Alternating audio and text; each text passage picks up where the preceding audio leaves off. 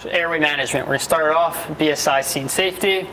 We're going to open the airway and open the mouth. We look inside and we see we have fluid that we need to suction. So we're going to go ahead and assemble our suction unit. We're going to connect the tubing to the catheter and to the disposable canister. We're going to turn on the device to assure that we get to 300 millimeters of mercury of vacuum pressure.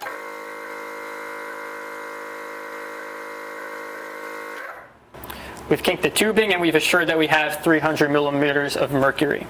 We're now going to measure from the patient's jaw to the top of the mouth to see how far we can insert the catheter. Before we go ahead and suction, we would hyperventilate the patient as necessary. We're now going to go ahead and turn on our suction device to start suctioning. So we've turned it on.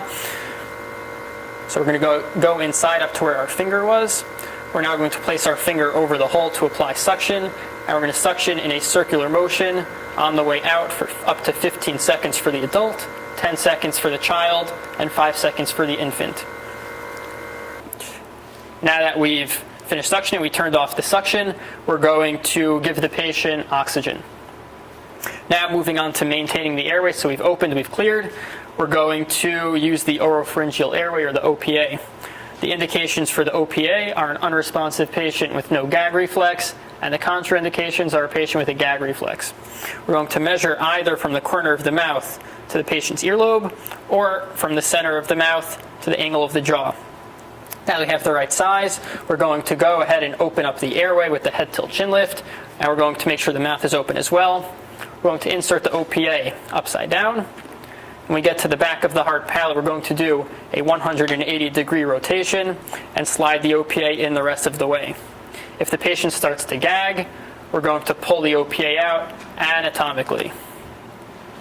Our next choice for maintaining the airway is the Nasopharyngeal Airway, or the NPA. The indications are the unresponsive patient with a gag reflex, and the contraindications are severe facial trauma or head trauma. We're going to measure for length from the patient's septum, or the middle of the nose, to the earlobe, and against the patient's pinky for diameter. Before we go ahead and insert it, we're going to take a water-soluble lubricant and lubricate the entire NPA.